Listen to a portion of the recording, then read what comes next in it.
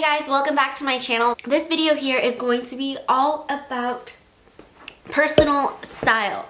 So personal style, what it is, how you can get it, how you can maintain and own your own style, your own personal style. Let's just start off with what inspires you. This is how, if you think you have no style, you are kind of clueless when you're shopping, you should decide on what inspires you. Like, you can look at fashion icons from the past, you can look at movies, you can look at music, you can be inspired by the places you've traveled to. Marilyn Monroe, you can look at Audrey Hepburn, you can look at Michelle Obama, you can look at Johnny Depp, you can look at Mary-Kate and Ashley. Different people. And what you don't want to do though is you don't want to be like, okay, Johnny Depp would not wear this, so even though I love it, I'm not going to get it because Johnny Depp he's not photographed wearing something like this.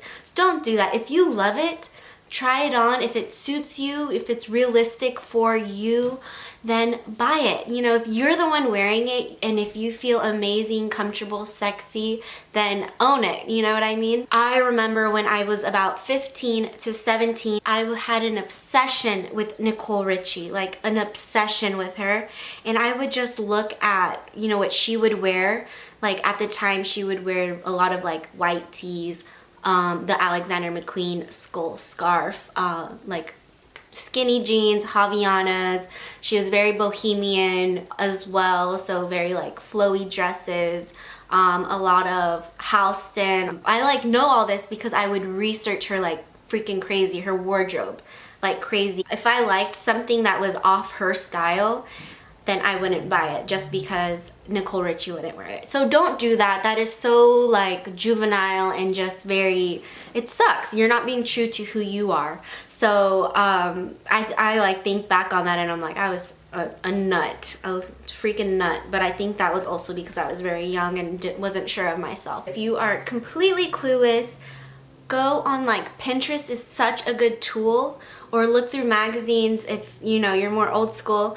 But Pinterest, I feel like, is such an amazing tool because they have like a whole library and like you can just pin from all over the web. Just pin those onto one board and then you can kind of see like, okay, this is what I'm into, right? And then you can go, when you're out shopping and stuff, you can kind of reference that board and see like, okay, this is kind of like this style, right? It's very similar to what we do in terms of styling. So when a stylist gets a job or a client, we usually have like references for each job. We always look back to that just to make sure like, okay, what we're pulling and what we're shopping for in each store is in line with what our reference is. So you can do that, when you are shopping for yourself. I think that's a really, really great tool if you are completely clueless. And then once you are kind of over that hump of feeling like at a loss when you're shopping for yourself, then it'll just become way more, you won't have to reference that Pinterest board or anything anymore.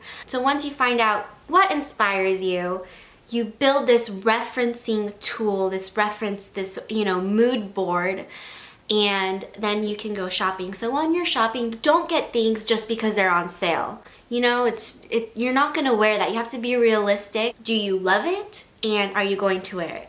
Always. Don't just go to Nordstrom or something like that. Like, go off the beaten path, go to vintage stores. You can build a really great wardrobe by mixing high, low, vintage. You can go to like H&M, your Forever 21s, your Zara, and mix it in with like your Net-a-Porter, Barney's, Neiman's, Nordstrom, Bloomingdale's, those types of stores. And then also you can get jewelry and belts and cool jackets from like vintage stores. So definitely just shop around. You're not in a rush to build a wardrobe, just get things as you love them. Don't just buy because you're like, oh my gosh, I need to like go shopping for the year and this is gonna be it and that's it. Like, just you know, gradually build your wardrobe, you're gonna really fall in love with your closet and your wardrobe, and you know, just feel really good about getting dressed in the morning. If you're at a loss for creating your personal style, that is one way to do it, and I think it's a very great way to do it because you always have, you know, you can just get Pinterest on your phone. And when you're out there, you know, if you're like at a Forever 21, I know that can be so overwhelming, right? So if you just look at your mood board and then you can kind of get a sense of the pieces, like if it's 70s or something that you're inspired by, then you can kind of just gravitate towards those colors. You can gravitate towards those styles, and it's easy to weed out all the rest. It's kind of like getting more of like a tunnel vision. I hope that really helps. And then also for maintaining your personal style, and you know, people, you can kind of like coin things like, yes, this is me. When someone looks at a certain dress, a certain style of jeans, certain jewelry, they can be like, oh my gosh, that is so, insert your name here. Like, oh my gosh, that is so Amy. So it's just a means of like maintaining that certain style for a while until it becomes kind of like, wow, that is you. Rumi Neely of Fashion Toast, for example. When you see her Instagram, you'll see a lot of like barely there tops, actually a lot of rib knit with her, and like satin, like barely nothings, and some chunky shoes. Like when I think of that, I think of Rumi Neely. She's honed in on that style where it becomes her. Another example is like Katy Perry. When I was working with her, you know, back when she did like the California Girls album, people would email me saying like, oh, we got this dress in, it's very Katy Perry, because it would either be like very kitschy or colorful, or like a retro, you know, she's very fun with fashion, very colorful, very cartoony, almost like very animated with her fashion at that time. I think she's already, like she's done a lot of styles since then, but that's what I mean, like she stuck with that style for a while and then, you know, changes gears, and then now she has like a new style. Steve Jobs, for instance, when you think of a black turtleneck and jeans, you think Steve Jobs, right?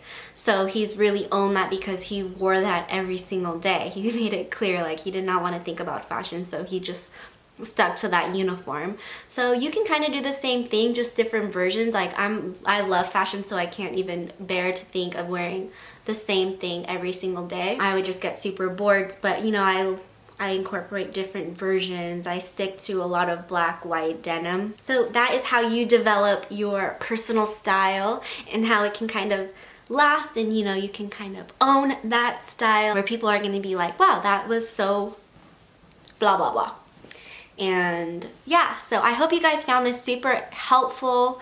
I do get a lot of questions like, you know, I don't know what to shop for, like how do I build my own style. Those are just a few ways that you can do it. I hope you guys found this very informational. If you guys like this type of video, I would love to do more. You know, we can do different subjects and stuff. It's gonna be like a fashion, let's see what we should call it, like Style 101, yeah? Should we go with that? All right, so Style 101, and this is on personal style. I've already talked your little ears off, but thank you guys so much for sticking till the end. I appreciate it beyond. Subscribe if you guys haven't already for more videos of fashion, beauty, lifestyle, travel, how-tos, DIYs. Yes, please subscribe if you haven't already, and I will see you guys in my next video. Bye. You know, we're looking, you know, have long-lasting personal style. You know what I mean?